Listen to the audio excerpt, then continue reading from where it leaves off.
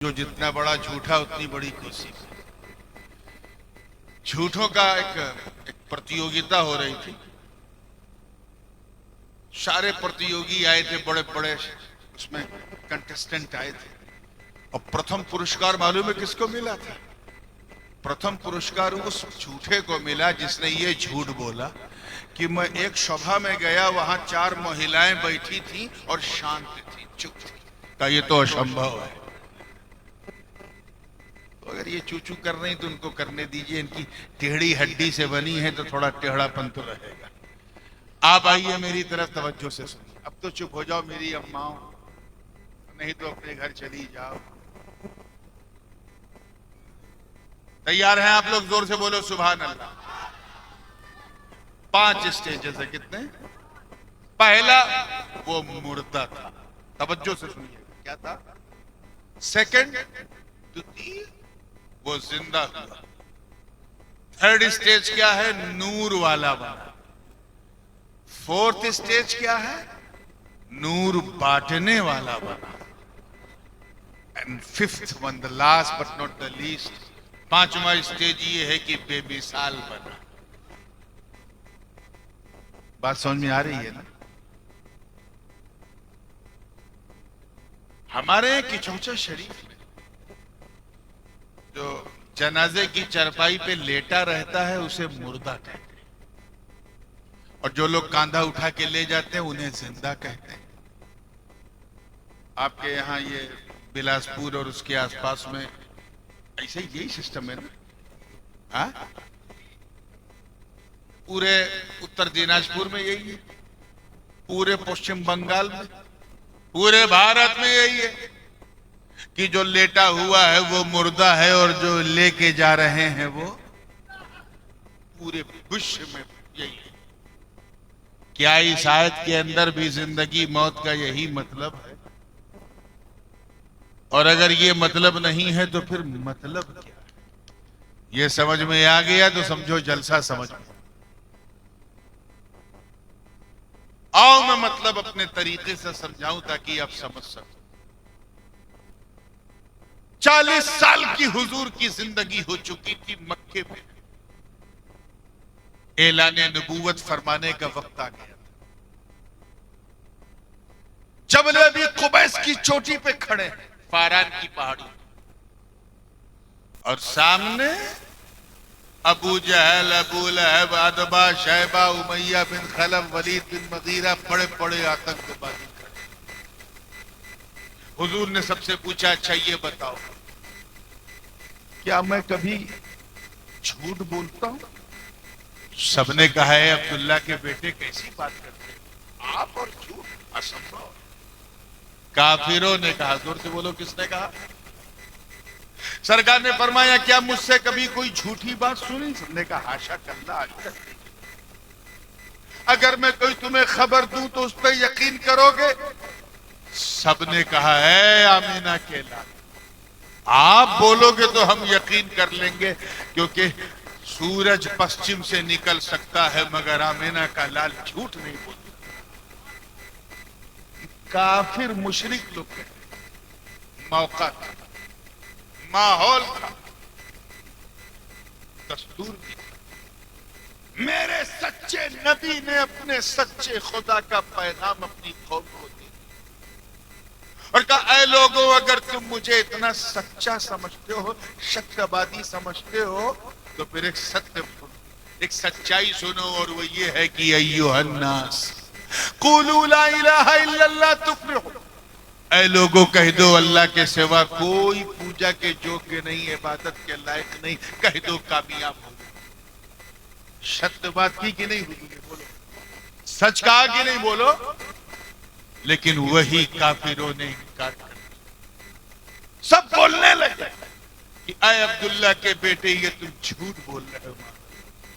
ہم لات و منات و عزا حبل کی پوجا نہیں چھوڑیں گے, ہم اپنے دھرم کا دھرمانترن نہیں ہونے دیں گے, ہم اپنے باپ دادا کے دھرم کو نہیں چھوڑیں گے. ماذ اللہ تم جھوٹ بول رہے ہو, حضور کی تکذیب ماذ اللہ کرنے لگے. وہ قوم کل تک جو نبی کی امانت کی قسمیں کھاتی, وہ قوم جو نبی کی دیانت کے ترانے پڑھتی تھی، جو نبی کی سچائی کے نغمے سناتی تھی، جو نبی کے ستیہوادی ہونے کے قصے سناتی تھی، وہی قوم میرے نبی کو جھٹلانے لگی۔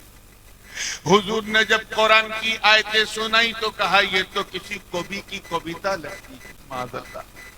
حضور نے جب چمتکار دکھایا، معجزہ دکھایا تو کہا یہ تو کسی جادوگر کی جادوگری لگتی ہے، معاذ اللہ۔ سرکار نے جب بھوشیہ کی بات بتائی تو کہا یہ تو کسی جوتشی کی جوتش ودیا ہے، یہ تو کاہن۔ حضور کے اندر جب وہ وارفتگی دیکھی تو کہا یہ تو کوئی مجنون پاگل معلوم ہوتا ہے، یعنی جس کے منہ میں جو آیا پکنے لگا۔ حضور کا قلب یاسین بالکل چھلنی تھا، آنکھیں اشکبار تھی، آنکھوں سے آنسو بہ رہے۔ سرکار نے اپنی بات پر اٹل ہو کے اصرار بڑھایا، کافروں نے انکار بڑھایا۔ اسی اصرار، توجہ چاہو، اسی اصرار اور انکار کے بیچ میں بلبل سدرہ جبریل نے اپنا نشیمن چھوڑا اور بارگاہ رسالت میں حاضر ہوئے، عرض کیا یا رسول اللہ آپ روئیں مت، ان کی پرواہ مت کرے، اللہ نے ان کے حق میں فیصلہ سنا دیا۔ قرآن کی آیت لے کر آ گئے، انکا لا تسمع الموتا، اے محبوب یہ مردے ہیں، مردے آپ کی نہیں سنیں گے۔ آپ ذرا خیال کریں، چلتے پھرتے ابو جہل کو قرآن نے مردہ، کھاتے پیتے ابو لہب کو قرآن نے جورے بولیں کیا کہا؟ مردہ۔ اونٹ کی پیٹھ پہ بیٹھا شہبہ مارکیٹ جا رہا ہے، قرآن کہہ رہا ہے یہ مردہ۔ عتبہ جو ہے وہ بزنس کر رہا ہے، قرآن کہہ رہا ہے یہ مردہ۔ اور ادھر احد کی وادی گواہ، نبی کے سگے چچا جان سید الشہداء امیر حمزہ رضی اللہ تعالیٰ، سینے پہ تیر لگ چکا، روح امیر حمزہ جسم سے نکل چکی، دانتوں سے کلیجہ چبایا جا چکا۔ سب نے سمجھا کہ امیر حمزہ مردہ ہو گئے، برگ و ثمر نے سمجھا کہ مردہ ہے، شمس و قمر نے سمجھا کہ مردہ ہے، خشک و تر نے سمجھا کہ مردہ ہے، ہر بشر نے سمجھا کہ مردہ ہے۔ لیکن اس سے پہلے کہ انہیں کوئی مردہ کہتا قرآن نے ڈانٹ کے کہا شٹ اپ، لا تقولوا لمن يقتل في سبيل الله اموات بل احياء ولكن لا تشعرون، اللہ کی راہ میں جو قتل ہو جائے اسے مردہ نہ کہو بلکہ وہ زندہ۔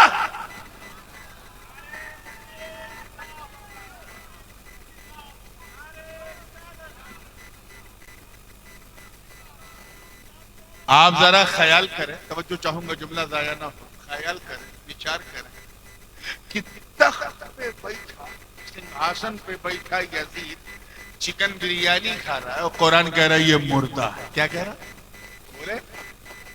اور 3 دن کا بھوکا پیاسا شہید کربلا کے رڑ میں جسم سے سر جدا ہے اور قرآن کہہ رہا ہے یہ زندہ ہے۔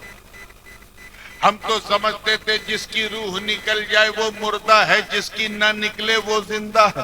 یہاں پر حسین کی نکل گئی مگر زندہ، یزید کی نہیں نکلی مگر مردہ۔ معاملہ کیا ہے؟ میں اسی خیال میں، اسی وچار میں الجھا تھا کہ رہنمائی ہوئی، آواز آئی، کہا سن سن سن، زندگی، اللہ کرے سمجھ جائے آپ، زندگی اور موت کا تعلق ملک الموت کے آنے جانے سے نہیں، بلکہ سچائی یہ ہے کہ نبی کی وفاداری کا نام زندگی ہے اور نبی کی غداری کا نام موت ہے۔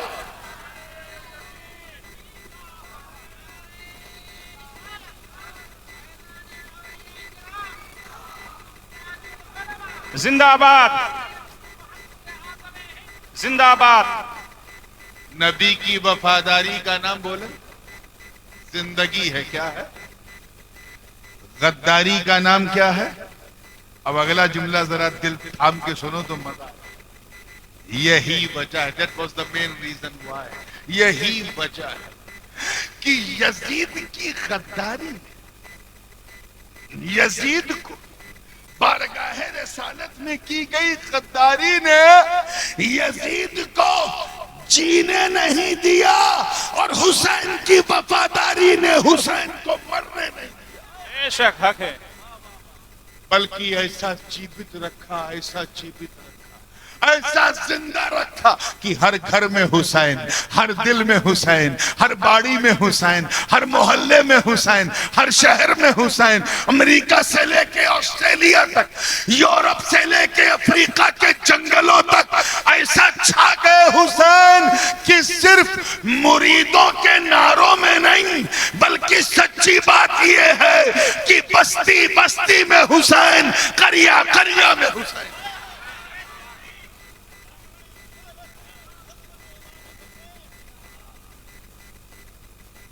کلیئر ہو گیا کون زندہ ہے؟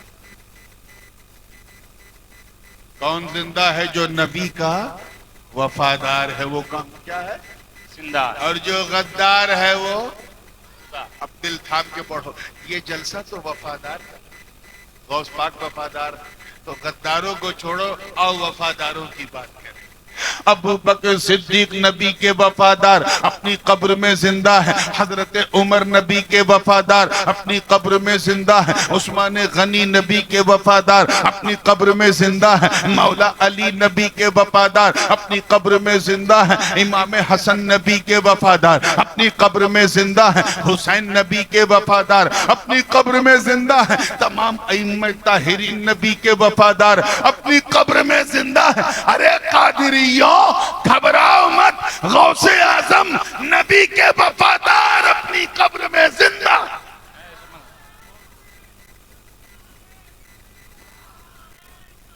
یا رسول اللہ.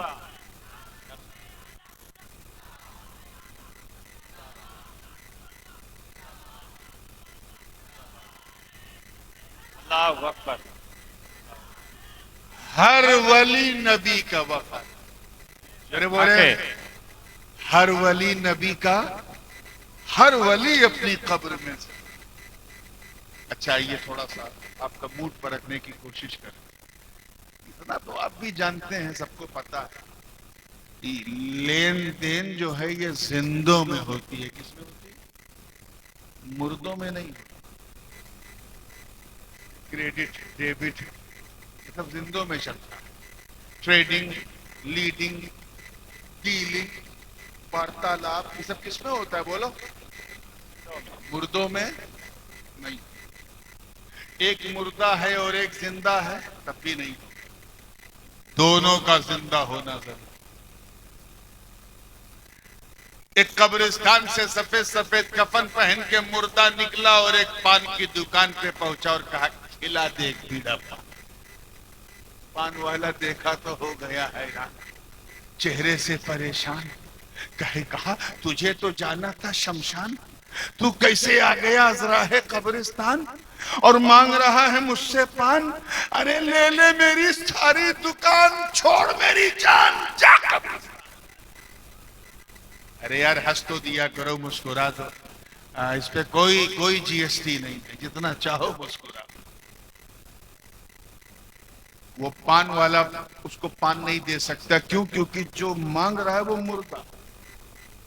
یہ جو ڈیلنگ ہوتی ہے، لین دین، یہ دونوں زندہ ہو. کیا ہو؟ ایک زندہ ایک مردہ تو ڈیلنگ نہیں ہو. توجہ، ادھر غوث اعظم زندہ، یہاں سارے قادری زندہ. حق ہے. وہاں غریب نواز زندہ، یہاں سارے چشتی زندہ. وہاں مخدوم سمنانی زندہ، یہاں سارے اشرفی زندہ. اب ڈیلنگ زندوں میں ہوتی ہے. ہم نے علماء سے پوچھا کہ ہم کیا دے سکتے ہیں.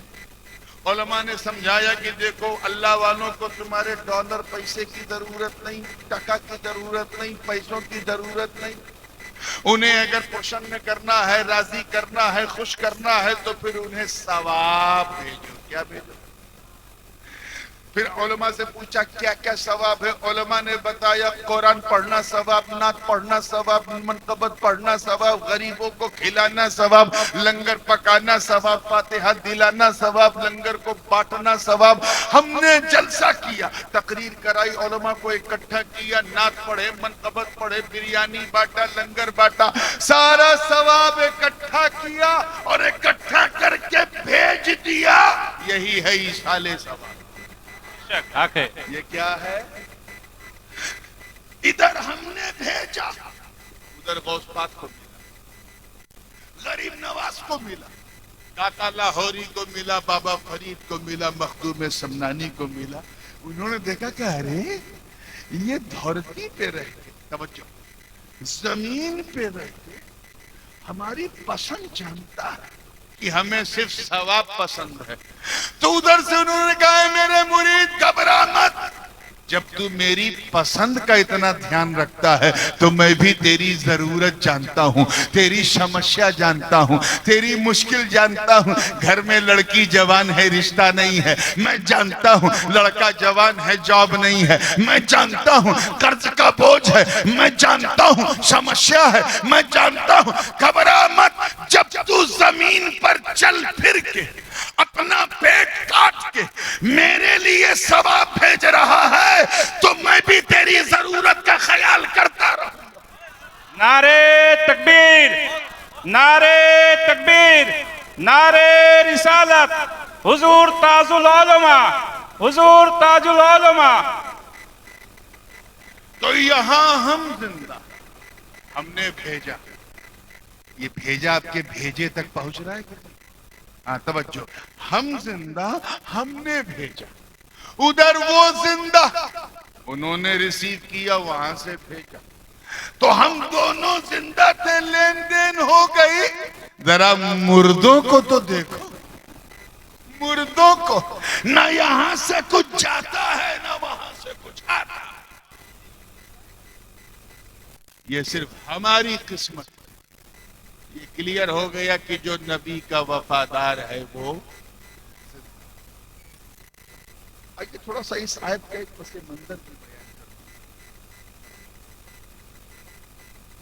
تمام مفسرین بشمول حضرت شیخ الاسلام علامہ مدنی حفظہ اللہ، انہوں نے بھی تفسیر اشرفی میں یہی فرمایا، اور تمام مفسرین کہ اس آیت میں اللہ تعالیٰ نے اپنے محبوب کے چچا جان سید الشہداء حضرت امیر حمزہ کے ایمان کی بات، اس واقعے کی طرف اشارہ فرمایا۔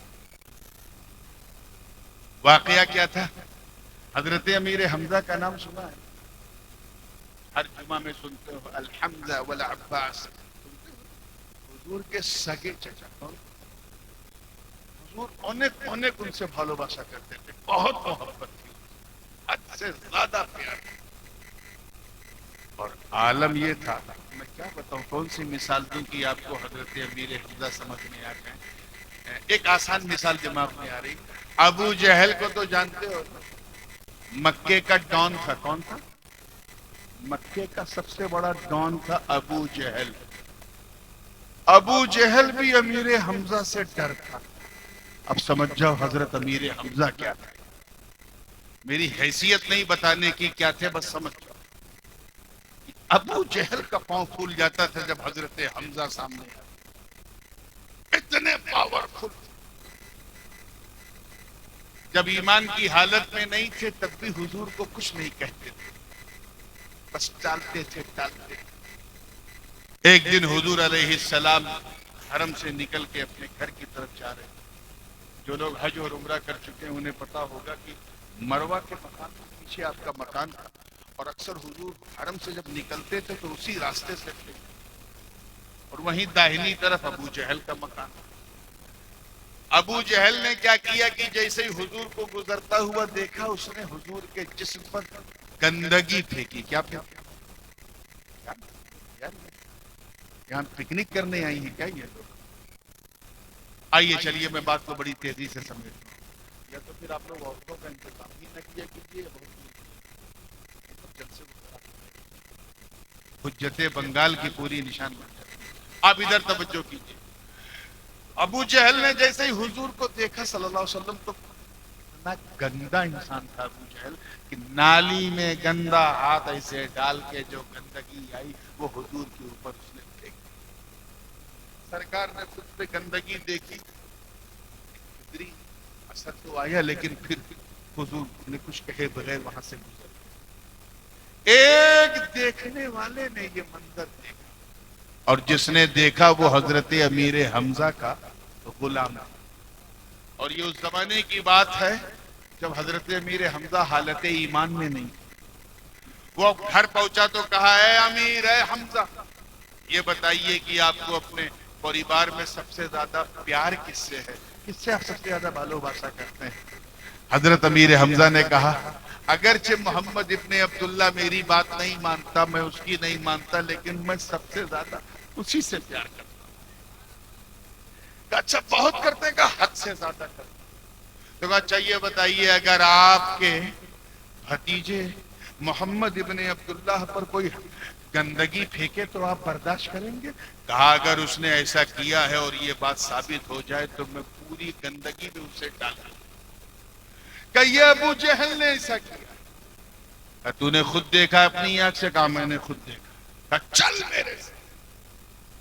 حضرت امیر حمزہ نے ہاتھ میں ڈنڈا دیا، اور وہ ابو جہل جس کے دروازے کے آگے سے قریش دھیرے دھیرے بات کرتے ہوئے جاتے تھے کہ کہیں ابو جہل کو جلال نہ آ جائے، اس ابو جہل کے دروازے کو لاٹھ سے اونٹ کی نوک سے مارا اور کہا نکل بدبخت۔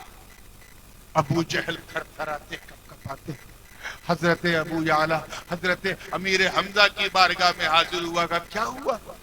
کہ تو نے میرے بھتیجے کے جسم پہ ناپاکی پھینکی، تیری اوقات، تیری ہمت۔ ابو جہل بڑا عیار تھا، اس نے مکاری کی۔ کا دیکھو حمزہ، ایسی بات ہے کہ وہ ہمارے معبودوں کو، ہم جن کی پوجا کرتے ہیں، یہ ان کو کہتا ہے یہ غلط ہے، یہ لات منات عزا حبل، تو وہ ہمارے معبودوں پہ کیچڑ اچھالتا ہے، اسی لیے ہم نے اس پر کیچڑ اچھال دیا۔ اتنا سننا، توجہ توجہ، اتنا سننا تھا کہ حضرت امیر حمزہ کا نور ایمان چمک۔ اب وہ میتن سے فاحییناہو کی منزل پہ آ گئے، جلال کا ایک تیور چہرے پہ ظاہر ہوا۔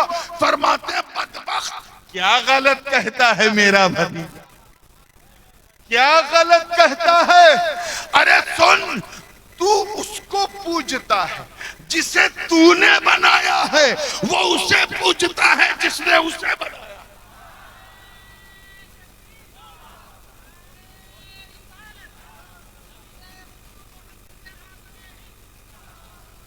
کیا غلط کہتا ہے؟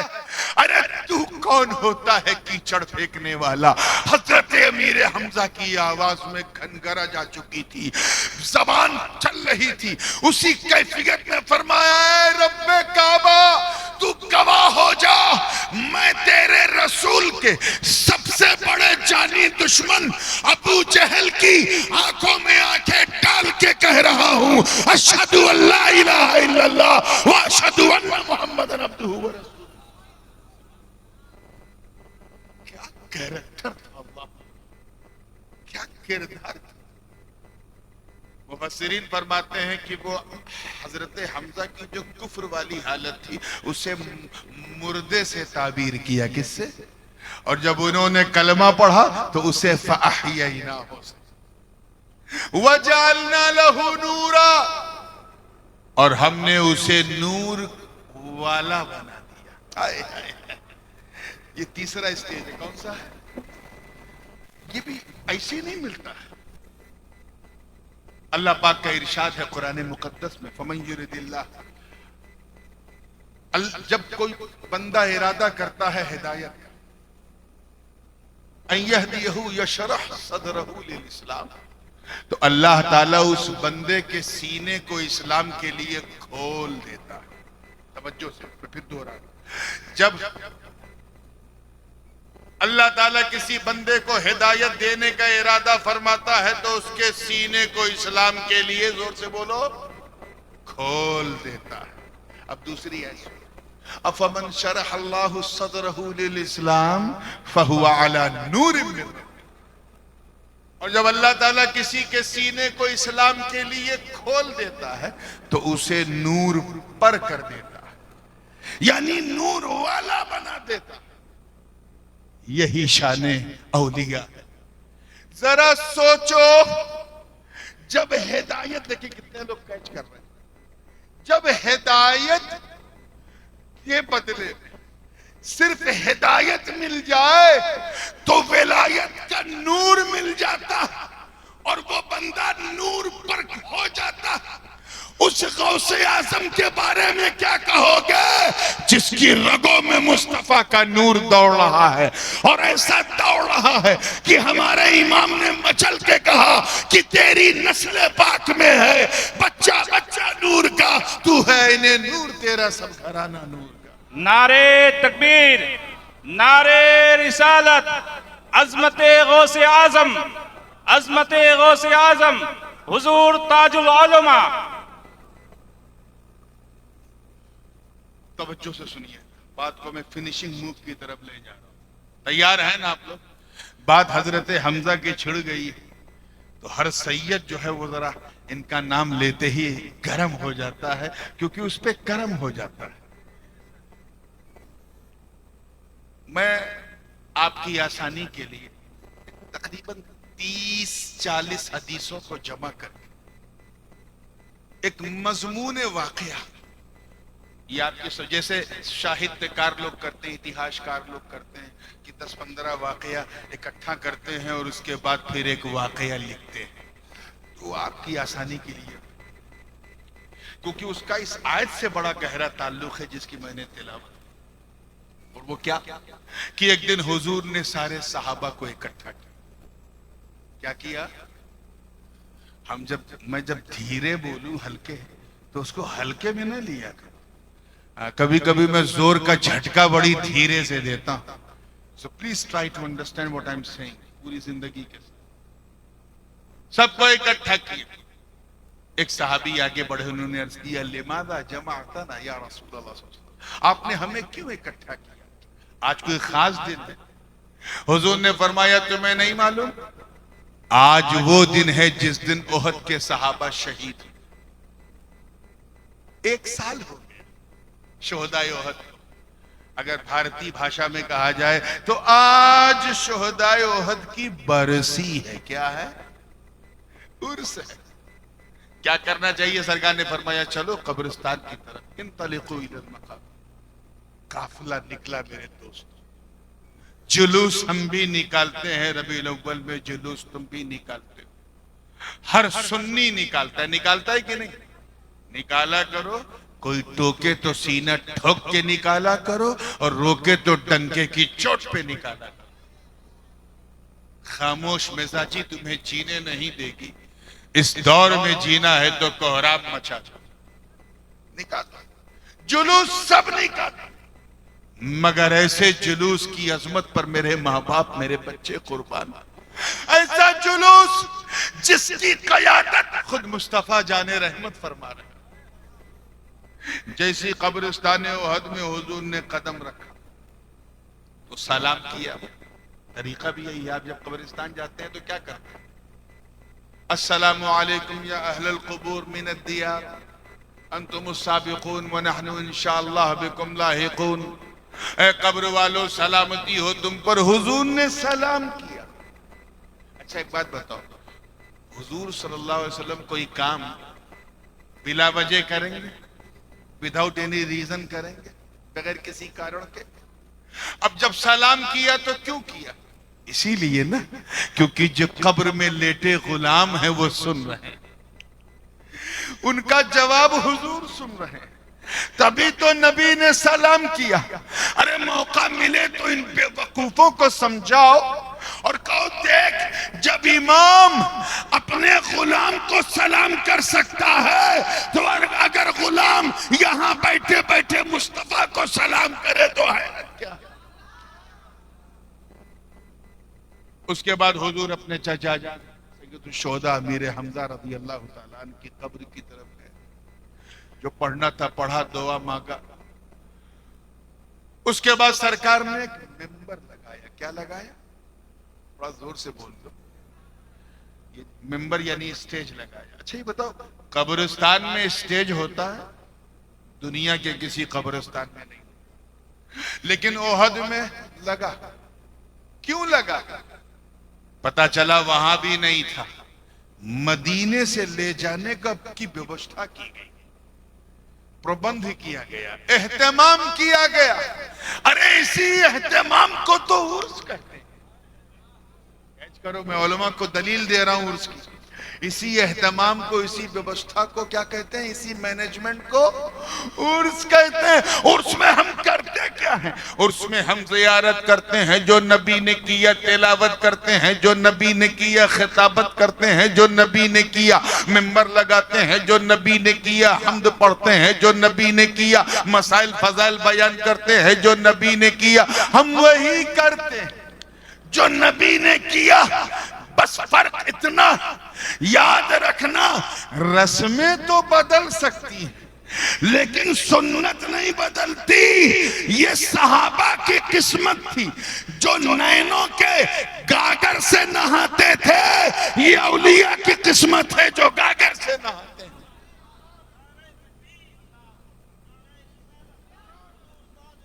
بات کو ختم کر رہا ہوں. اب دیکھیں ذرا سا تصویر کا یہ رخ. حضور نے جب ممبر لگایا تو تقریر کیا. کیا کیا؟ نیند تو نہیں آ رہی؟ خطاب کیا، تقریر کیا.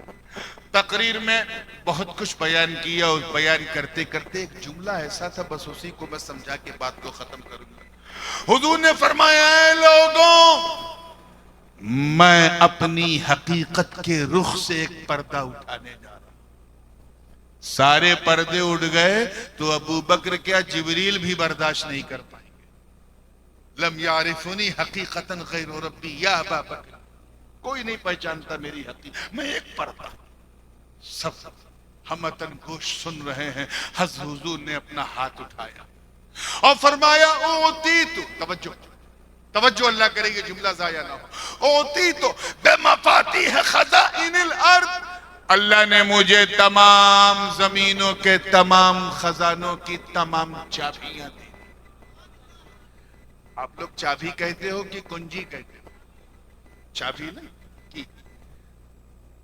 تمام زمینوں کے تمام خزانوں کی تمام چابیاں دی.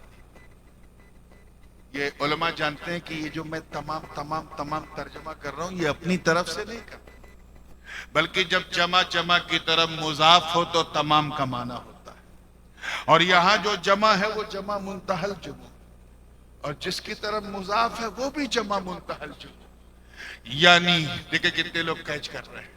یعنی پوری سرشت میں، پوری کائنات میں کوئی ایسی نعمت نہیں جس کی چابی دست مصطفیٰ میں نہ ہو.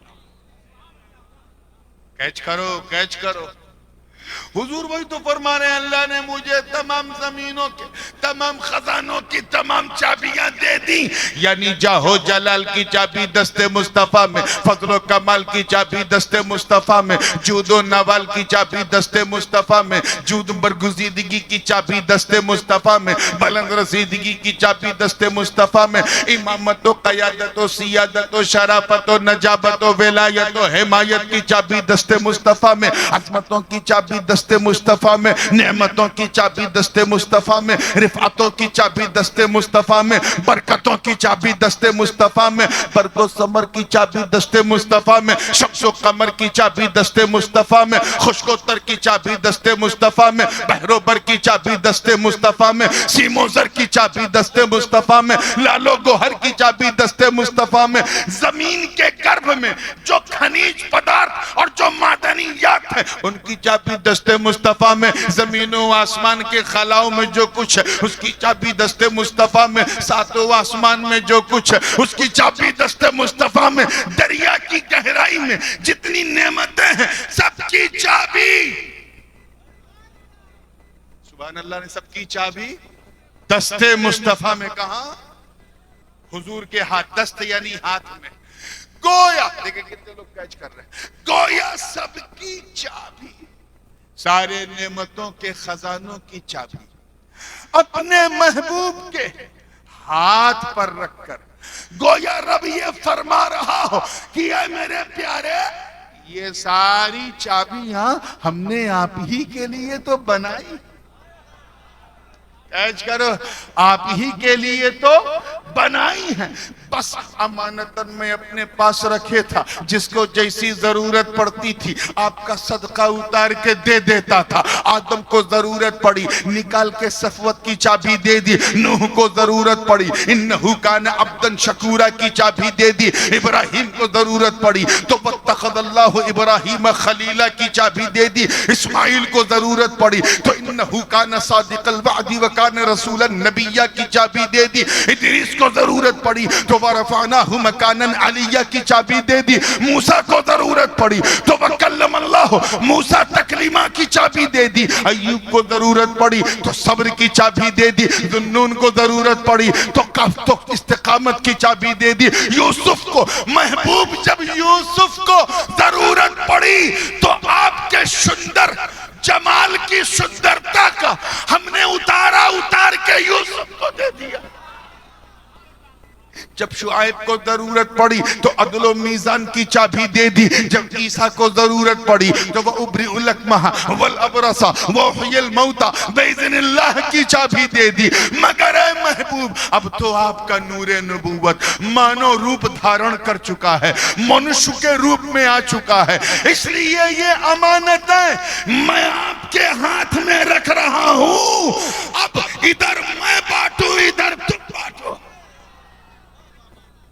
انما انا قاسم واللہ یعطی کا جبہ و دستار پہن لو۔ اے مصطفیٰ، دین میری ہوگی، تقسیم تیری ہوگی، مال میرا ہوگا، بٹوارہ تیرا ہوگا، جسے تو دے گا اسی کو ملے گا، کیونکہ یہاں نہ کوئی میں ہے نہ کوئی تو ہے، جو میرا ہے وہ سب تیرا ہے، جو تیرا ہے وہ میرا ہے۔ تبھی تو ہمارے امام نے کہا کہ میں تو مالک ہی کہوں گا کہ ہو مالک کے حبیب، یعنی محبوب و مہم میں نہیں میرا تیرا۔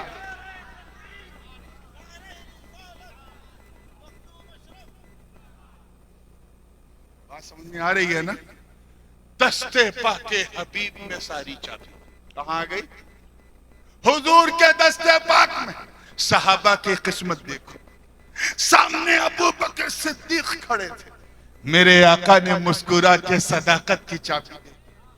حضرت عمر کو اپنا مشیر بنایا تو عدالت کی چابی دے دی، جناب عثمان کو اپنا داماد بنایا تو سخاوت کی چابی دے دی، علی کو امت کا مولا بنایا تو ولایت و کرامت کی چابی دے دی۔ میرے نبی نے اپنے ایک بیٹے امام حسن کو کاندھے پہ بٹھایا تو امامت کی چابی دے دی، اور دوسرے بیٹے امام حسین کے گلے کو چوما تو شہادت کی چابی دے دی۔ بے شک نعرے تکبیر، نعرے رسالت، عقیدہ اہل سنت، عقیدہ اہل سنت، شہزادہ حضور غازی ملت زین العابدین پہ نظر پڑی تو عبادت کی چابی دے دی، محمد باقر پہ نظر پڑی تو علم و عرفان کی چابی دے دی، جعفر صادق پہ نظر پڑی تو تفقہ فی الدین کی چابی دے دی، موسیٰ کاظم پہ نظر پڑی تو والکاظمین الغیظ والعافین عن الناس کی چابی دے دی، امام علی بن موسیٰ رضا پہ نظر پڑی تو صبر و رضا کی چابی دے دی، امام جواد پہ نظر پڑی تو جود و سخا کی چابی دے دی، امام ہادی النقی پہ نظر پڑی تو کرم و عطا کی چابی دے دی، امام حسن عسکری پہ نظر پڑی تو سخا اور شجاع کی چابی دے دی۔ مگر جب میرے نبی نے کی نظر اپنی بیٹی کے بیٹے کے بیٹے کے بیٹے کے بیٹے کے بیٹے کے بیٹے کے بیٹے کے بیٹے 13 بار کہو، یعنی قندیل نورانی، محبوب سبحانی، قطب سمدانی، شاہباز لامکانی، پیر پیران، میر میران، شاہ جیلان، غوث اعظم شیخ عبدالقادر جیلانی تو پڑی ہوگی تو میرا وجدان کہتا ہے، میرا یقین کہتا ہے کہ دست عبدالقادر پر ساری امانتیں رکھ کر نبی نے یہی فرمایا ہوگا، بیٹا عبدالقادر یہ چابی تو رکھ، مدینے سے میں بانٹوں، بغداد سے تو بانٹ۔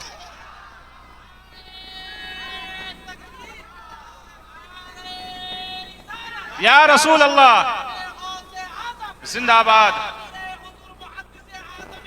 زندہ آباد۔ بغداد سے تو بانٹ، مدینے سے میں بانٹ، چنانچہ ایسا بٹوارا کیا کہ اب جس کو مدینے سے ملنا ہے اسے بغداد والے غوث سے ملنا۔ پرتوے نور پاک مصطفیٰ بن کر غوث اعظم نے جس طرح تقسیم کی، تقسیم کا عالم یہ تھا کہ جب لوگ لیتے تھے تو چہرہ تکتے رہتے تھے، دھڑکنوں پر ہاتھ رکھ کے کہتے تھے کہ چہرہ تو عبدالقادر کا ہے، جلوہ مصطفیٰ کا نظر آ رہا، جلوہ مصطفیٰ کا نظر آ رہا۔ یہ بڑا واسٹ اور بہت پھیلا ہوا عنوان ہے، اور ابھی دعا اور سلام بھی ہے۔ میں نے سوچا تھا کہ میں 1 گھنٹہ سوا گھنٹہ جو بھی میرا سمے میں اس میں اپنی بات کو، اپنی واڑی کو ویرام دوں گا۔ اگر اس مضمون کو آپ کو آگے سے ٹو بی کنٹینیوڈ آگے سننا ہے تو 26 تاریخ کو غالباً میں شاسن میں ہوں اور 27 کو واجد ہوں۔ جہاں چاہیے گا آئیے گا، اور ذرا پہلے آئیے گا تاکہ میں بھی پہلے آ جاؤں، ٹھیک ہے؟ آج تھوڑا لیٹ ہو گیا، ٹھنڈک کا موسم ہے، اپنی صحت کا خیال رکھیں۔ آج میں کوئی اصلاحی بات نہیں کر پایا کیونکہ منقبتی جلسہ تھا، بس چلتے چلتے اتنا کہوں گا، یہ ساری ایکٹیویٹیز، یہ سارے جلسے، اس کی ساری برکتیں ہمارے منہ پہ مار دی جائیں گی اگر ہم نے نماز کو قائم نہیں کیا۔ So please try to establish your 5 times prayer۔ اپنی نماز کو استھاپت کرو، ایسے مسلمان بنو کہ جب تمہیں غیر دیکھے تو کہے واہ، جب بندہ ایسا ہے تو مولا کیسا ہوگا، جب امتی ایسا ہے تو اس کا نبی کیسا ہوگا۔ اللہ پاک ہم سب کو سچا، پکا، سنی، صحیح العقیدہ مسلمان بنائے رکھے۔ اگر خاموش رہوں میں تو ہی سب کچھ ہے، جو کچھ کہا تو تیرا حسن ہو گیا محدود۔ وآخر دعوانا ان الحمدللہ رب العالمین۔ السلام۔